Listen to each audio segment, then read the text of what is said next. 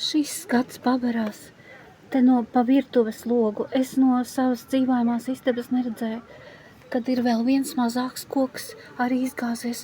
Un šeit tu redzēt tā lielā koka vietu, kur viņš tieši ir izgāzies. Tas tieši blakus no asfaltētai daļai ar visu zemi augšā.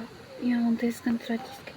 Un šis te ir mazākais koks, tur varbūt pat vesel 2, es nezinu, bet viņš ir, jā, arī nogāzies, izņemot aiz sevis ļoti lielu zemes gabalu arī ārā, izceļot kopā ar sevi. Tā kā, jā, šie 2 kociņi arī ļoti žēl, bet, jā, tā tur ir. Cilvēki iet apkārt, filmē, taisa video un fotografē.